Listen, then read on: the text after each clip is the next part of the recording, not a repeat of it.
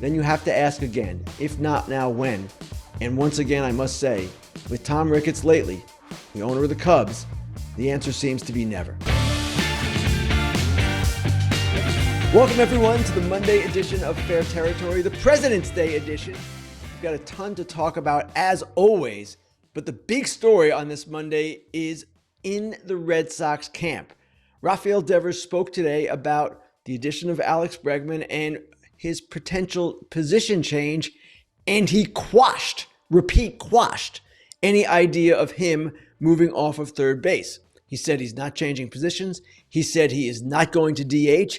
And now the Red Sox have what we would call a situation. I want to go back to Sunday when Bregman was introduced as the Red Sox new infielder, let's put it that way, and what Chief Baseball Officer Craig Breslow said when asked about how they would continue putting the team together.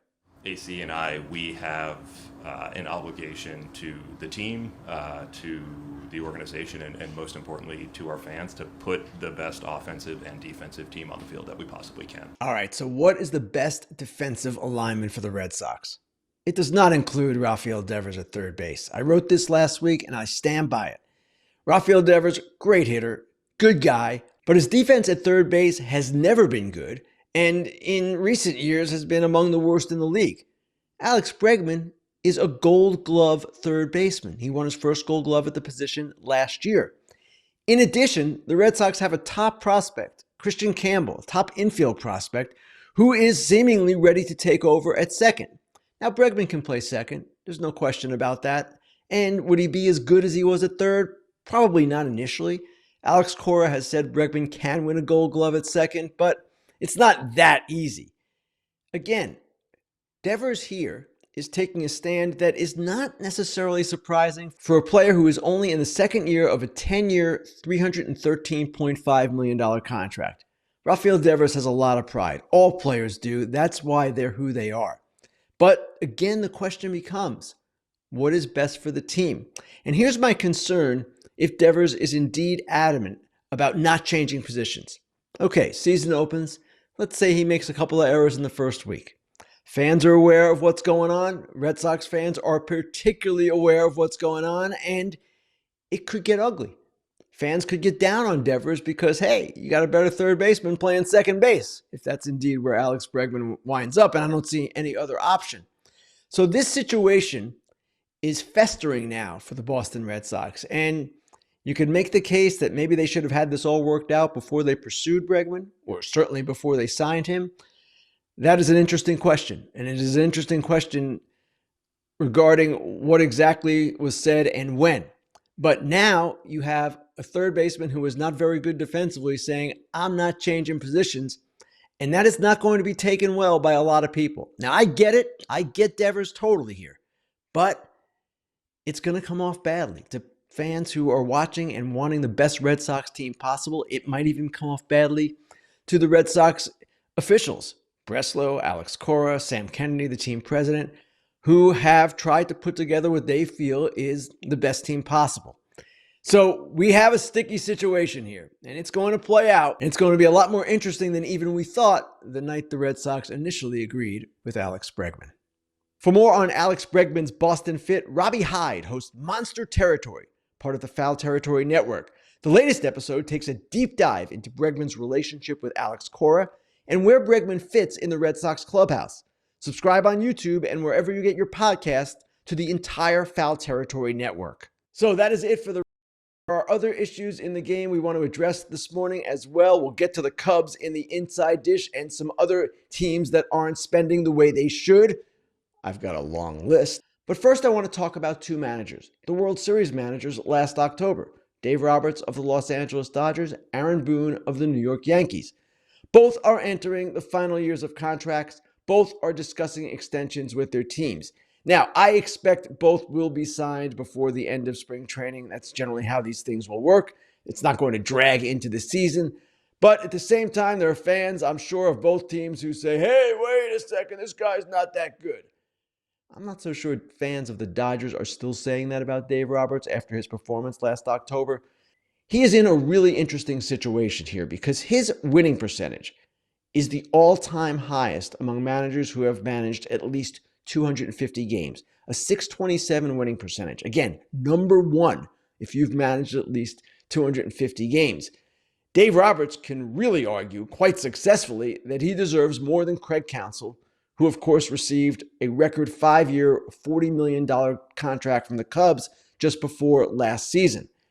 Roberts is far more accomplished than Counsell, and you would expect the Dodgers, the moneybags, filthy rich Dodgers, can pay their manager more than $8 million a year, and guess what? They don't even have to defer it because Dave Roberts does not count against the luxury tax. So Dave Roberts will be signed. The only question is, will he set a record with this contract? Aaron Boone, more of a controversial figure among Yankees fans. And yes, the Yankees have not won a World Series in his tenure. They have not won a World Series since 2009. But Boone has the second highest winning percentage among active managers behind Roberts. He is at .584. He led the team to the World Series last year. And sure, as with any manager, you can nitpick, you can question certain things, decisions, the way he talks to the media and is always so positive. I get it. But Aaron Boone does the one thing that is essentially, in this day and age, the number one requirement for a manager. He keeps the room together. And what I mean by that is he has an open communication with the players. He seems to get the most out of them. Now, they were defensively flawed last year, and that is somewhat on Boone, no question. But a big part of a manager's job is keeping the players at a high effort level. You might think that sounds simple. You might think, oh, what's the big deal? These guys are professionals. They all should be trying, but you got to keep the group together. It's a bunch of big egos, and Aaron Boone does that at a really high level. He communicates well. He keeps the guys engaged. That is extremely important, and I know, again, there are fans out there dismissing this. Not a big deal. No, it is a big deal. When a manager loses the team, that is a huge problem. Boone has not done that. In all his years, he has not done that. He has kept that team going, and that is perhaps his number one attribute as a manager. So he, too, is going to get an extension, I expect. I don't know that it's going to be a record, but he will be signed. Also, over the weekend, I had a notes column. This was on Sunday we published this. And in that notes column, I had a note about Anthony Rendon and the Angels. Now, as we all know, Anthony Rendon is scheduled to undergo hip surgery. He most likely will miss the entire 2025 season. His contract, 7 years, $245 million before the 2020 season, has essentially been a disaster, a washout. He has barely played. If he doesn't play this season, he would have missed 75% of the Angels' games over the last 5 years. Think about that. Last 5 years, he's played in only 25% of their games, again, if he misses the entire season. Now, the note was about how the Angels do not have insurance on Rendon or any of their other players for that matter.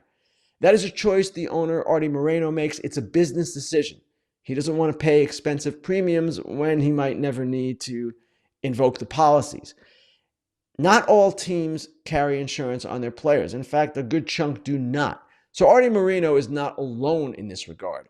But as I reported, I spoke with an expert on baseball insurance and how these things work. And he said, in the Angels case with Rendon, not taking out a policy has cost them probably at least $50 million. That's $50 million that could have been applied, obviously, in other places. Rendon, scheduled to make $38.6 million this year and $38.6 million next year.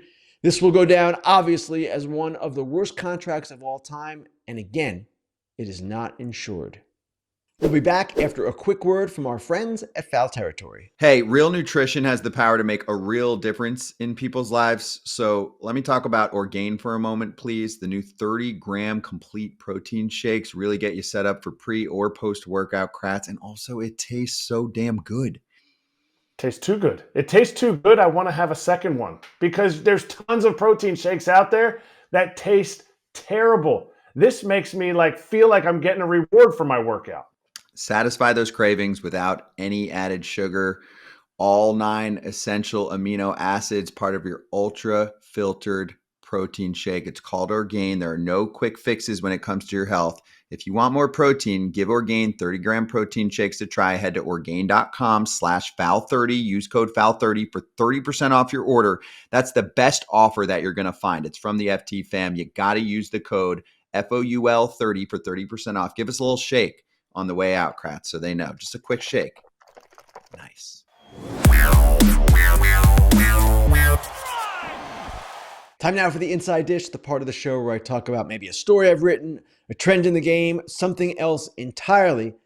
And today I want to build on a note that I had in my Sunday Notes column, the one about the Cubs and how they whiffed on Alex Bregman. And I started the note by saying, or recalling, what Theo Epstein said when the Cubs traded for Aroldis Chapman during the 2016 season. Theo, who was trying to break a 108-year World Series title drought, said, "If not now, when?" Now, as I mentioned, the situation for the Cubs now is not as urgent as it was then. But Alex Bregman for them presented an opportunity, a pretty rare opportunity, at a moment in time when they should have been ready to strike. Now, why was Bregman such a rare opportunity? A couple of reasons.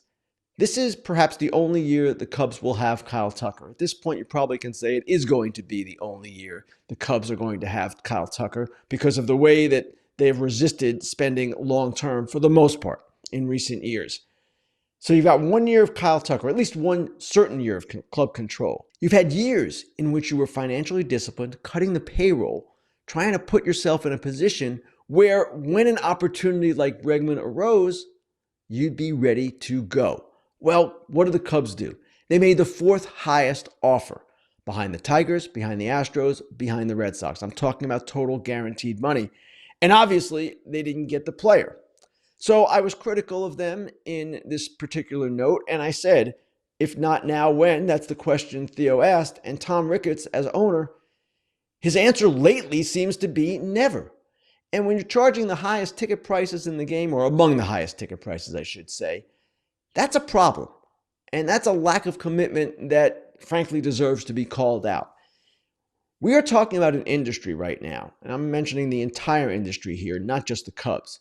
An industry that had last season record revenues of $12.1 billion. $12.1 billion. And fans wonder at times why I call out teams for not spending. I was critical of the Red Sox for not spending, and here they are. They finally did spend. Yes, congratulations, good for them.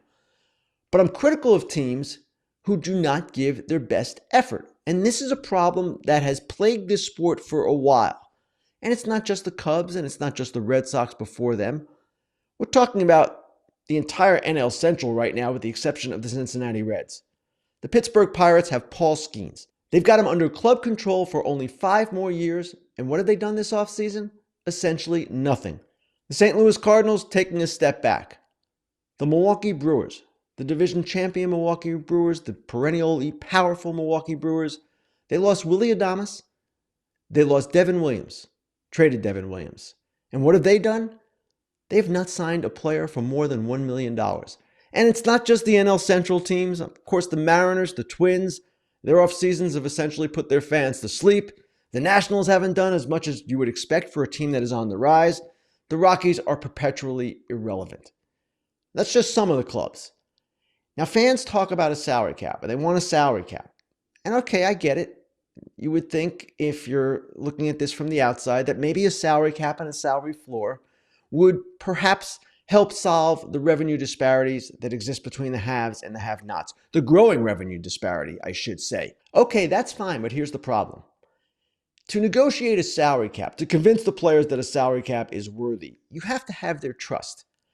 And when you have teams, small market teams pocketing revenue sharing money, big market teams not spending to the level they should, you lose that trust. You don't have trust.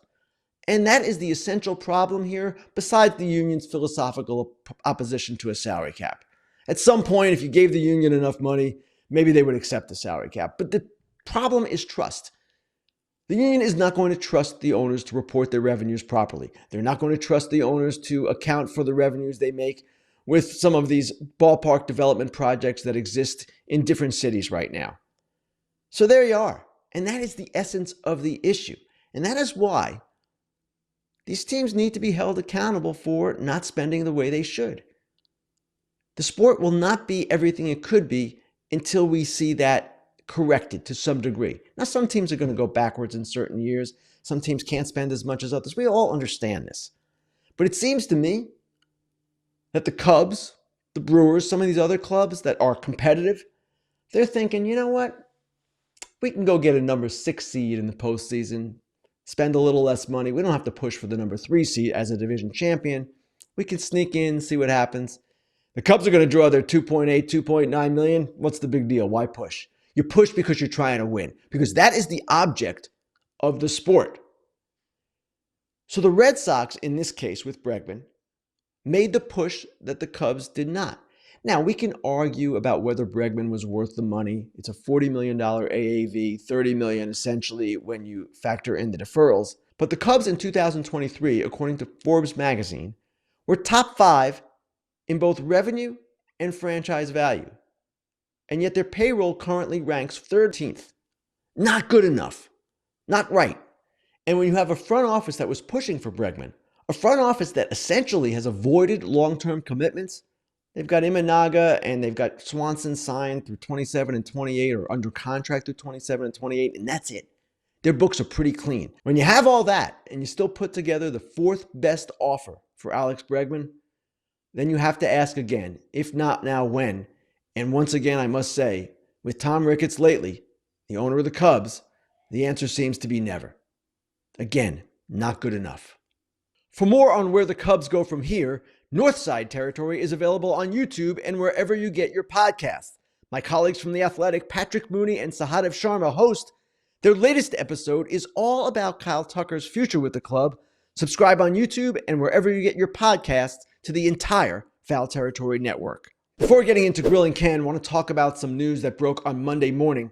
Mike Trout revealing to reporters that he will be playing right field this season. Right field, not center field. He will play a little bit of center, a little bit of DH, it sounds like, but right field will be his position. The idea, obviously, is to reduce the wear and tear on Trout, perhaps protect him from injury. He, like Anthony Rendon, has had a terribly difficult time in recent years staying healthy. Whether this actually works or not remains to be seen. A number of Trout's injuries, as I wrote recently, kind of stem from being in the batter's box, from hitting, and not so much being in the field. But for the Angels, it's a smart move because you want to take every precaution possible to keep Mike Trout healthy. And there's no question that playing right is less wear and tear on the legs than playing center. So the news out of the Angels camp this morning, Mike Trout will be in right field this season, a new position for him. And it will be quite interesting to see how he adapts, and more interesting to see whether this indeed accomplishes its purpose of keeping him healthy. Okay, time now for Grillin Ken. Let's get to your questions. The first question comes from Billy Flanagan, who asks, what exactly does a minor league contract with an invitation to spring training really mean? What are the possible outcomes of such a deal? Billy, this is a question that a lot of fans kind of have on their minds and don't really understand, so I'm glad you asked it. A minor league contract with an invitation to spring training is the kind that a team gives to a player who is not on their 40-man roster. They want him in camp. They want to give him a chance, but he's not on their 40-man. He is on the outside looking in from that perspective, but he gets to go to spring training, gets to essentially try out before the major league manager and coaches who could take a look at that player and see if at some point he could be added to the roster. Now, some of these players are prospects who are not on the 40-man. Others are veterans who are kind of trying to hang on. And in some cases, you will see them added to the opening day roster. And at that point, the team must take someone else off their 40-man. So it's a way to give veterans an opportunity who you don't want to give a major league deal to. It's a way to maybe look at some kids that you want in camp, some catchers especially, because teams always need catchers in camp. And it's a clear distinction between a major leaguer and a guy who is trying to get into the major league situation one way or another. All right, next question. This one comes from KC, who asks, the Astros losing some key pieces definitely hurt, but has any team in the West done enough to overtake them? The Astros are definitely going to look a lot different this season. They have lost 3 franchise pillars. Bregman is one, Kyle Tucker is another, Ryan Presley is a third. Now, they've brought in some players as well, Isaac Paredes, but at the same time, this is going to be a much different looking team and probably, in my estimation, not quite as good a team. Now, the Texas Rangers have done some things. They've improved themselves. The Seattle Mariners have not done much, but they have arguably the best rotation in the game, so they're going to be competitive. And if you look at how Fangraphs projects each of these teams going forward in 2025, it's quite interesting. They've got the Rangers winning 85 games, the Mariners also winning 85 games, and the Astros 84. All three teams essentially are projected to have the same record. And MLB.com's Mike Petriello wrote about this earlier this week, just talking about how rare it is for teams to be projected with such similar records. So I would say, yes, the Texas Rangers definitely have done enough possibly to overtake Houston. The Seattle Mariners, by adding Jorge Polanco and Donovan Solano, haven't done much, but they've got the talent to possibly do it. So this looks like it could be a rather interesting race. And I wouldn't rule out the Angels at least being somewhat competitive, and the Sacramento A's too. Both those teams have improved. How good they'll be, well, that remains to be seen. All right, the final question. This one comes from Pinball Wizard 809, who asks, what is the most exciting part of spring training, and at what point do you want spring training to be over already? To me, the most exciting part of spring training is the day it begins, is when camps open. You hear the crack of the bat, the smell of the grass, you got all that going on. And for me personally, it's just good to see people again. I spend the winter basically on the phone and texting and not really seeing people in person. It's just the nature of it. At the winter meetings, yes, we see people, but we don't see players. And once spring training begins, you're in contact with players and managers and coaches and scouts and executives, all the people who are part of the baseball ecosystem. To me, that has always been the best part of the job, the people. I love the people in baseball. Now, as for when I'm ready for it to be over, spring training kind of goes in a cycle. At first, you're just excited to see pitchers and catchers out there working out, pitchers taking fielding practice. Then, after a few days of that, you're kind of anxious for the exhibition games to begin. And then, after a few weeks of that, you really want the regular season, the real games to begin. So, it's kind of a process. I don't know that I ever get tired of it, but at the same time, you're building towards something. We're building toward the regular season, the games that actually matter. And I'll tell you a little secret about my own coverage of spring training. I rarely watch the games, and there's a reason for that. Over the years, I've kind of gotten fooled watching spring training games, thinking maybe this player's really good or maybe this player's not so good. And I've learned that spring training games are almost entirely irrelevant. There are times I will go to see a particular pitcher throw, especially a young pitcher who's coming on. But in general, I pay very little attention to what is going on the field. I want to thank everyone for their questions. Thank everyone for watching, for listening. You know where to find us: YouTube, Apple, Spotify. Subscribe, like, and we will be back Thursday with our normal live show, 12:30 Eastern. Myself and Alana Rizzo. Have a great week, everyone. From February 16th until March 2nd, players can join in on the BetMGM Poker Winter Online Championships. Players can compete for a prize pool of over $1.5 million guaranteed in 21 trophy events. Play your cards right in the Winter Online Championships, and you could also claim a share of an additional $10,000 on the Winter Online Championships leaderboard. Gambling problem or concern? Call 1-800-GAMBLER.